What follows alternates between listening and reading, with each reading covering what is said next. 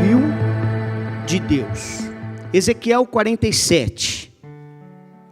Se alguém quiser ler, pode ler, mas eu irei ler o texto. Vocês podem ficar só na contemplação. Ezequiel 47, eu vou ler do primeiro versículo 1 e vou até o 12. Eu quero que em cada palavra você preste atenção nisto. A torrente das águas purificadoras. Depois disto, o homem me fez voltar à entrada do templo, e eis que saíam águas de debaixo do limiar do templo para o oriente, porque a face da casa dava para o oriente, e as águas vinham de baixo, do lado direito da casa, do lado sul do altar. Ele me levou pela porta do norte e me fez dar uma volta por fora, até a porta exterior, que olha para o oriente, e eis que corriam águas ao lado direito.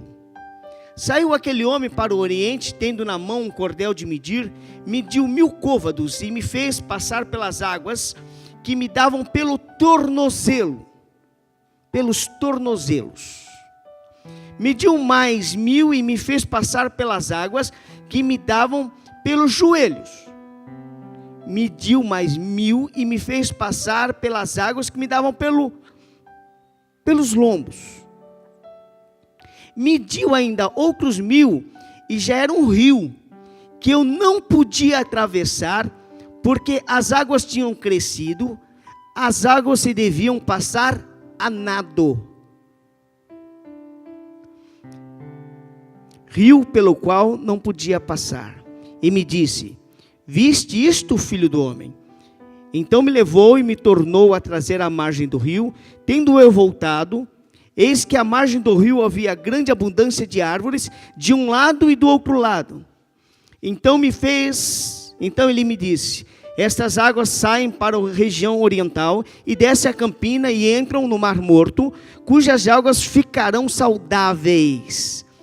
Toda criatura vivente que vive em enxames viverá por onde quer que passe este rio, e haverá muitíssimo peixe, e onde chegarem estas águas tornarão saudáveis as do mar, e tudo viverá por onde quer que passe este rio. Junto a ele se acharão pescadores desde El-Gedi até Eu-Eglaim. Haverá lugar para se estenderem redes. O seu peixe, segundo a sua espécie, será como o peixe do mar grande, em multidão excessiva. Mas os seus charcos e seus pântanos não serão feitos saudáveis, serão deixados para o sal. Junto ao rio, as ribanceiras de um lado e do outro, nascerá sorte de árvore que dá fruto para se comer. Não fenecerá a sua folha, nem faltará o seu fruto. Nos seus meses produzirá novos frutos, porque as águas saem do santuário, o seu fruto servirá de alimento e a sua folha de remédio. Amém. Esse texto é um texto maravilhoso.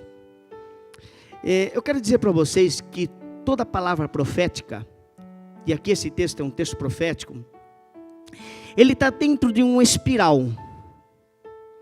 A palavra, o texto profético é um espiral profético. A palavra profética, ela tem a capacidade de revisitar a história.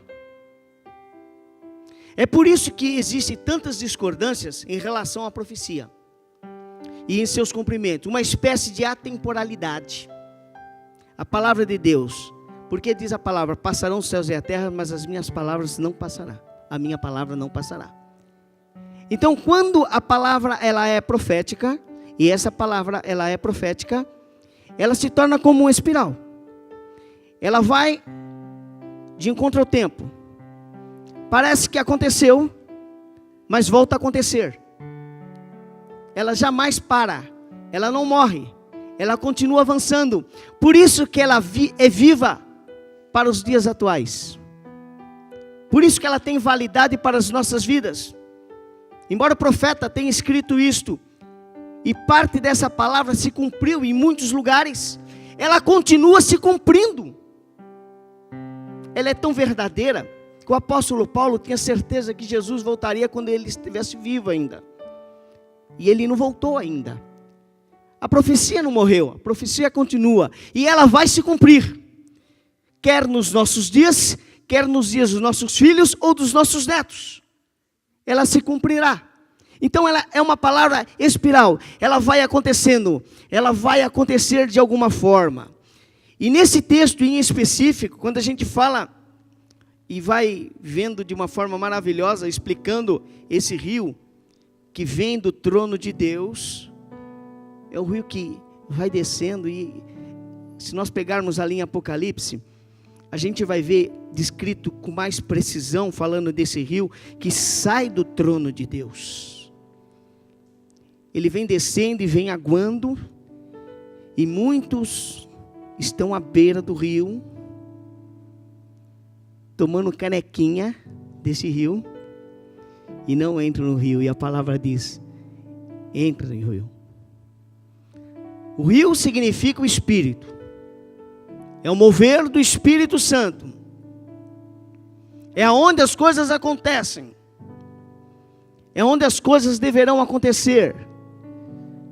Muitos estão com as águas no tornozelo hoje, crentes velhos, igrejas antigas, que até creem no Espírito, mas as águas estão no tornozelo, ainda não estão vivenciando, estão desfrutando muito pouco, é muito pouco.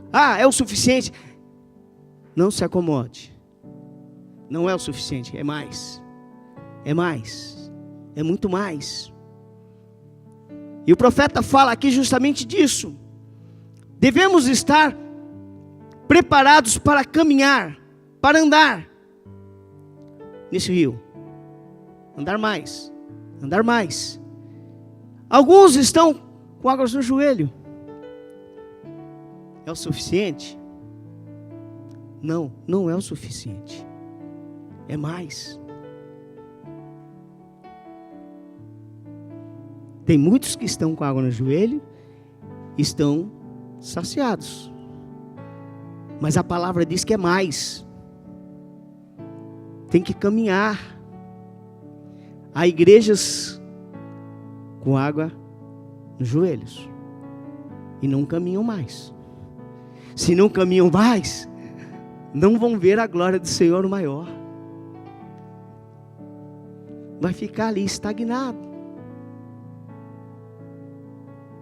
Em alguns lugares a Bíblia chama isso de ovelha gorda. E não é saudável. Fica ali, parado. Mas tem mais. Tem mais. Aí diz que o anjo levando o profeta para esta visão, caminhou nesta visão, e ele viu a água pelo lombo, por essa região. É muito? É muito? Fica com medo. Mas é tudo? Não, não é também. Há muitas igrejas, há muitas pessoas que estão com água aqui, estão satisfeitos. E aqui param. Mas é isso que Deus quer? Não, Ele quer mais, Ele quer dar mais. É mais. Mas por aqui eu já estou vendo acontecer coisas maravilhosas. Olha, coisas grandiosas. Mas Ele quer dar mais. Nilcinho, Ele quer mais. Aí mostra o rio totalmente caudaloso, rio cheio, água perene. Porque o que vem do trono de Deus não é qualquer coisa, é coisa grande. O que vem do trono de Deus enche a terra, diz a palavra. O que vem do trono de Deus passa por cima de tudo. Não há barreiras, não há montes, não há vales. Ele enche. Aí nessa tem que nadar. Mas para nadar você tem que entrar na água. Aí você entra na água. É o que Deus quer de cada um de nós. Que nós entremos no rio caudaloso. Que nós entremos nesse rio e comecemos a desfrutar. Porque esse rio, ele sara, ele purifica, ele limpa. Esse rio tem uma função maravilhosa. Esse rio traz a renovação, ele traz a limpeza, ele traz a cura. É na presença do Senhor. Nós não podemos de maneira alguma nos conformarmos em vivermos uma vida ridícula, medíocre, com um rio tão caudaloso em nossas vidas. Nós não podemos nos conformar com isso, porque o rio está aí, ele jamais cessará. Jesus já disse isso para aquela mulher. Que se tu soubesses quem eu sou, a água que eu te dou, você jamais sentirá sede. Jamais. Se nós soubéssemos que o rio que nós estamos, jamais nós sentiríamos falta de alguma coisa. Esse rio caudaloso, esse rio grande, é exatamente aquilo que os discípulos, que aqueles 120 que estavam no cenáculo sentiram. A Bíblia diz que eles foram tomados, eles foram cheios, transbordante, ao ponto de transparecer línguas como de fogo sobre eles. Eles foram cheios, plenitude. Foi uma coisa grandiosa. É algo que eu tenho certeza que a Church Mogi buscar, e eu já disse isso para algumas pessoas aqui, em especial para o Ednilson, será uma igreja restauradora. Fluirá um rio, e esse rio sai inundando todas as regiões. Onde está seco será inundada pelo Espírito. Começará a acontecer coisas grandiosas, coisas maravilhosas. Nós não podemos de maneira alguma nos conformarmos com a água no tornozelo.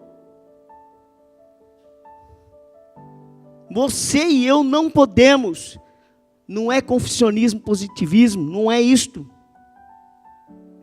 Não é uma confissão positiva, mas é usar a palavra, que diz que aquele que busca, e o anjo aqui levou o profeta para isso. Olha, se você entrar, você vai receber.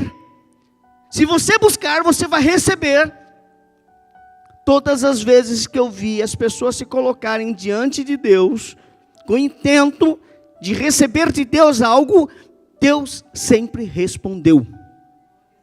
Sempre respondeu. E nós nos conformamos muitas vezes. Nós vemos na igreja, eu falo por mim, muitas vezes doentes, saímos doentes. Nós vemos na igreja com problema, saímos com problema. Nós viemos para a igreja com depressão e saímos com depressão. Nós viemos para a igreja muitas vezes com dor de cabeça, saímos com dor de cabeça. Se nós entendêssemos que o Espírito de Deus, que a ação de Deus neste lugar é uma ação curadora, é uma ação restauradora, nós buscaríamos isso com toda a intensidade. Senhor, eu preciso, Senhor, eu quero. Senhor, eu quero mergulhar nos teus rios. Eu quero nadar nos teus rios. Eu quero sair diferente daqui. Esse mesmo profeta, ele escreve lá no capítulo 1, sobre 4 níveis de unção. E eu tenho um amigo, o pastor Joel Engel, que tem até um livro sobre isso, um livro muito interessante, chama 4 níveis de unção e a renovação celular. E ele fala sobre os 4 níveis. E se nós formos analisar as nossas vidas, nós vamos perceber claramente que acontece justamente isso. E que muitas vezes as pessoas regridem. Está em um nível e volta para outro nível. E lá no capítulo 1 ele fala sobre aquela visão que ele teve, dos anjos. E os anjos tinham algumas características. Ele fala lá que essa fase, que a primeira fase foi a fase do boi, né? Onde você trabalha, você busca, a igreja vai entrar nessa fase, ela entra nessa fase. Então ela trabalha muito, busca almas e trabalha de forma entusiasta. E é muita força, é muito entusiasmo.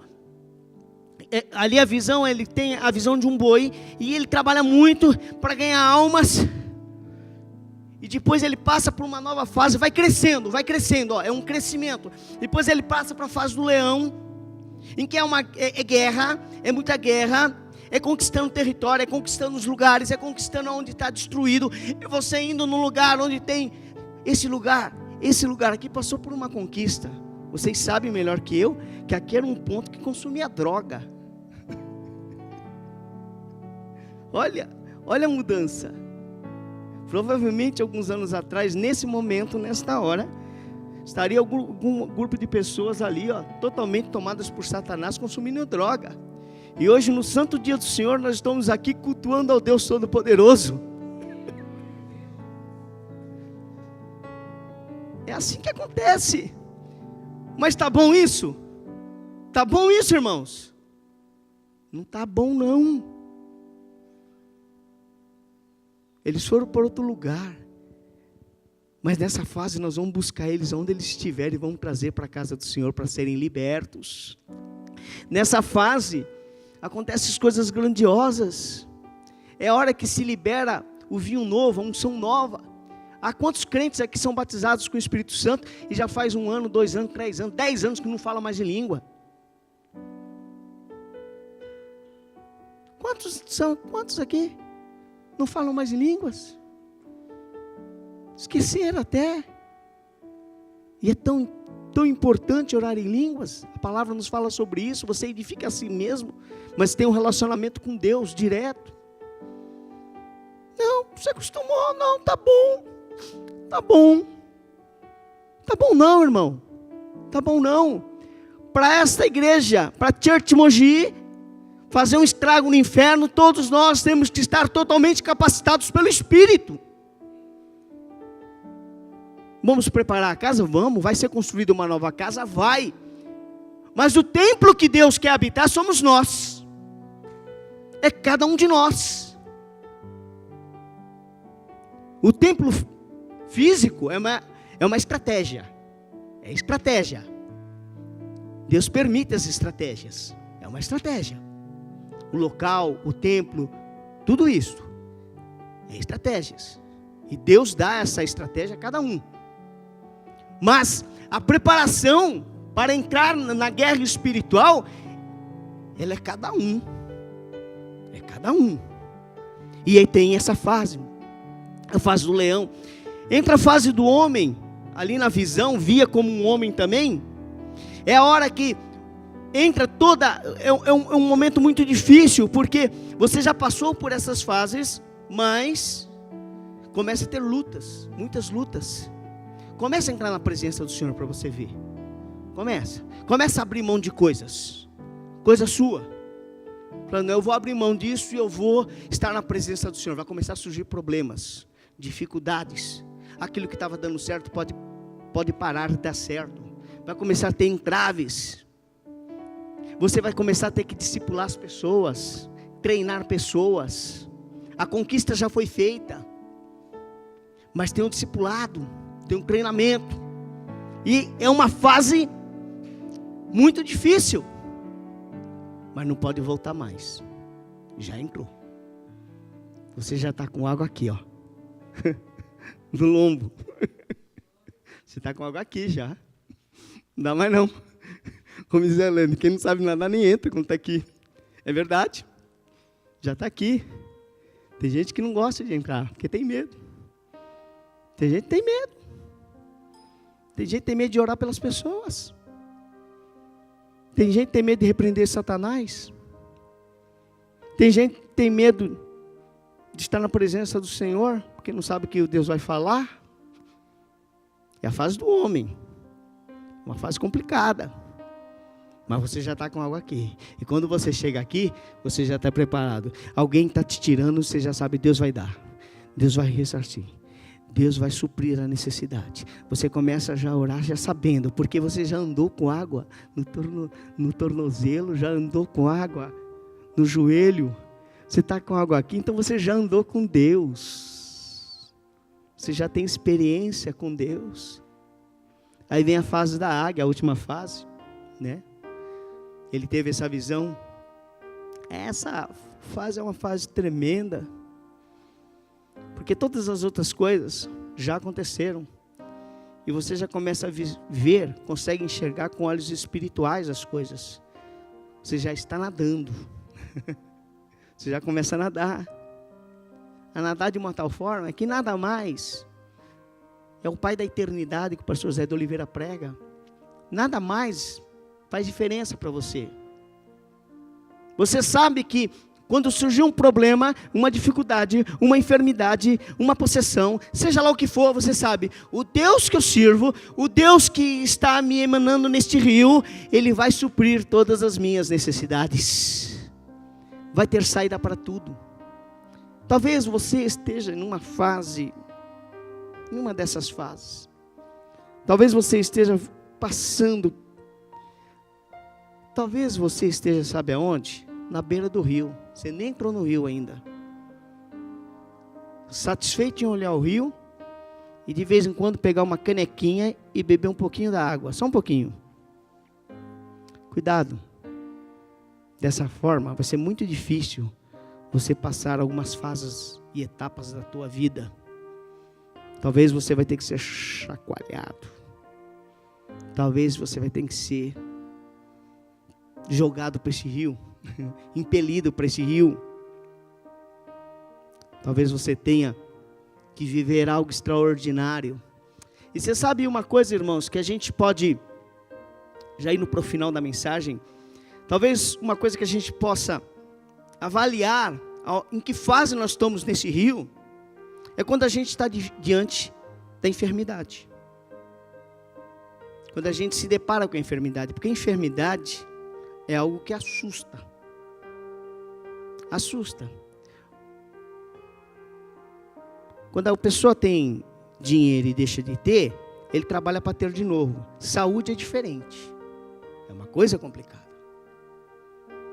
E a saúde, muitas vezes, é a forma que Deus usa para converter os incrédulos. É uma coisa tremenda. A igreja de Cristo crescia de forma sobrenatural porque Ele operava muitos milagres. Ele operava milagres. Nosso departamento de jornalismo publica algumas coisas que acontecem lá no Oriente Médio, onde eles creem em Cristo como profeta e não como Messias, e seguem o islamismo, de pessoas sendo curadas. Aí o que acontece? Quando eles são curados, uma região inteira se converte. É uma estratégia. É uma estratégia. Mas sabe o que é isso? Isso é a grande comissão.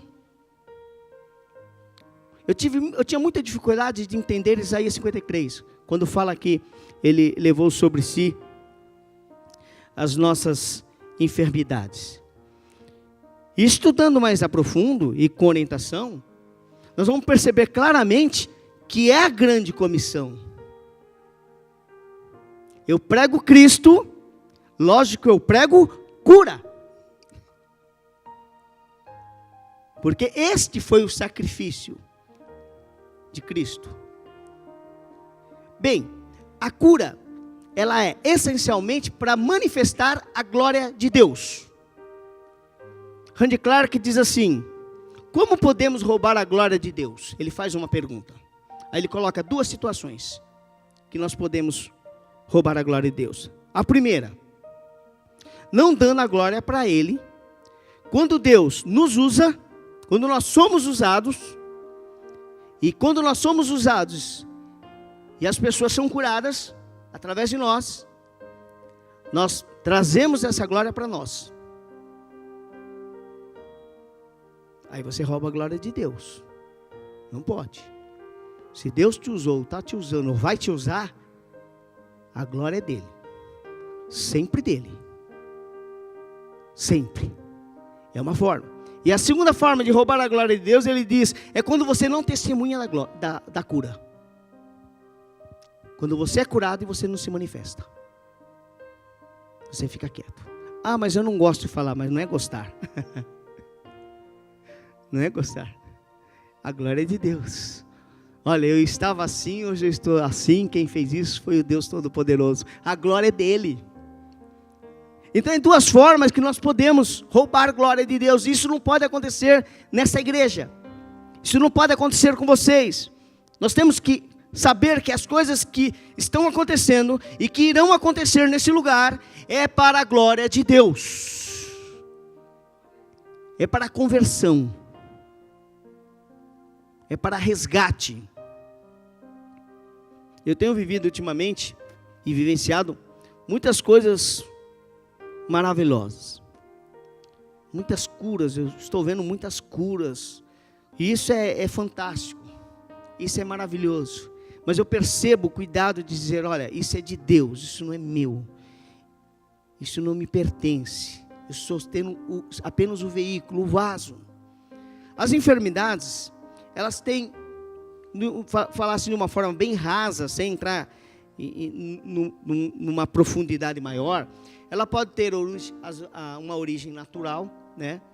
Que é uma má formação, uma questão genética, uma má alimentação, falta de exercício, ou um acidente, né?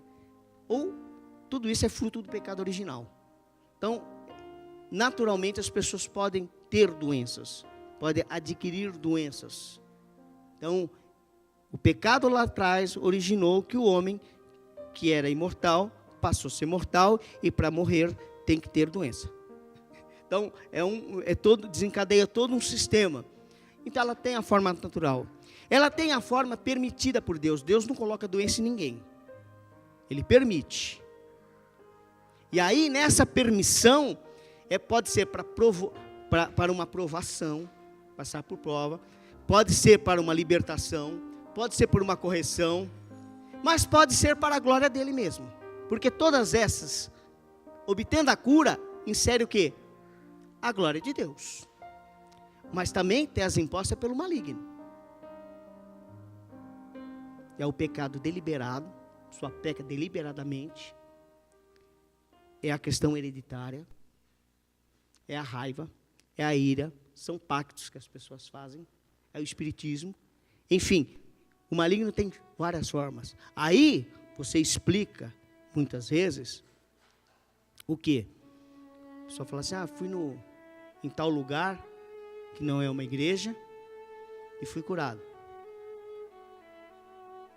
Aí você fala, mas como foi? Não, mas a pessoa realmente tinha. Se a enfermidade foi colocada pelo maligno, ele tira. Não é cura. Quantas pessoas encurvadas, muitos anos, imposto pelo maligno? Deus tem poder de ir lá e repreender na hora. Deus tem poder. Mas se o maligno colocou, o maligno pode manipular essas coisas para que os filhos da luz sejam enganados. Olha que coisa profunda. Então temos que tomar cuidado com isso. Mas a nós, o que sobra a nós, ou o que é para nós na realidade, a cura, ela faz parte da grande comissão. Ide por todo o mundo, pregar o evangelho a toda criatura. Estamos fazendo? Vamos lá. Quem crer e for batizado será salvo, mas quem não crer será condenado. E esses sinais seguirão os que crerem. Em meu nome expulsarão os demônios, falarão novas línguas, pegarão na serpente, e se beber alguma coisa mortífera, não lhes fará dano algum, e porão as mãos sobre os enfermos, e os curarão. Está aqui, ó. Palavra. Está aqui. Algo que Jesus deixou para todos nós. Então você prega a palavra? Quem prega a palavra aqui? Todos pregam? Todos aqui falam para as demais pessoas sobre Jesus? Que Jesus dá salvação? Nós não pregamos isso? Mas não tem coragem de orar? Muitos? Não, você quer receber oração? Vai lá falar com o pastor. Que pastor nada. É com você o negócio. É com você.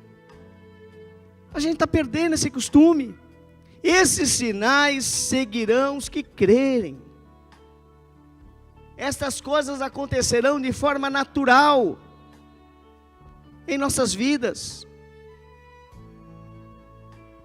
Não é algo extraordinário às nossas vistas, mas para Deus é algo comum. É algo que acontece no dia a dia. Antigamente nós víamos mais milagres, sabe por quê?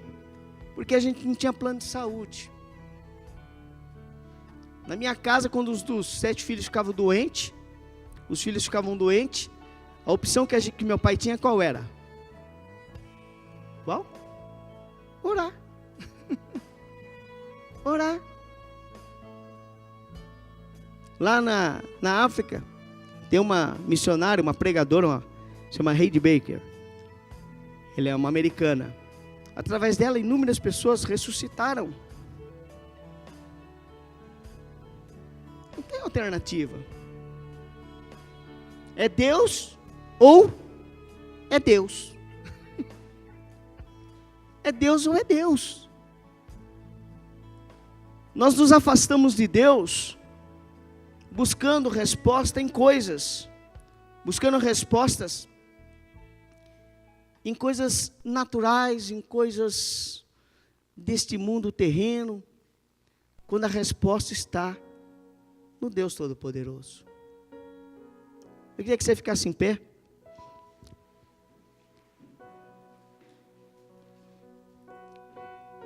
Eu queria te desafiar nessa tarde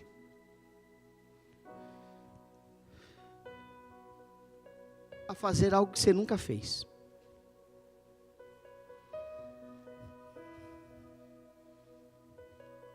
O que você fez, já fez bem tímido. Eu quero que você acredite que esse Deus que eu preguei está nesse lugar, que você está nesse rio, que você tem o Espírito Santo em sua vida. Eu quero te desafiar a sair desse lugar sem a enfermidade que você tem no corpo.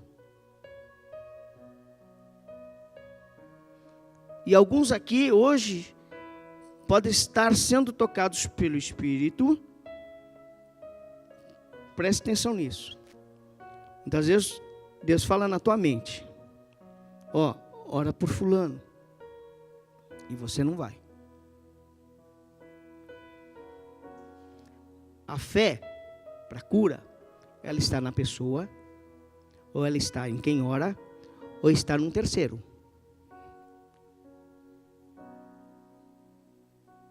Se o Nilson vai numa pessoa que não tem fé e fala assim: olha, Deus falou isso para ele. Deus mandou te dizer que eu vou te levar ali e você vai ser curado. Deus vai honrar a fé dele. É tremendo isso. É tremendo. Aqui entre nós, estamos em todos da casa. Então, todos têm fé. Uns com a fé mais, está com água no tornozelo, outros estão com água no joelho, outros estão com água no peito, no lombo, e outros estão nadando. Eu não sei como cada um está. Talvez alguns estão até na margem. Mas hoje, nessa tarde, você pode fazer uma prova da tua fé. Porque de Deus você não precisa fazer prova, que Ele é Deus. E sempre será Deus. Seu poder é imutável. Seu poder é grandioso.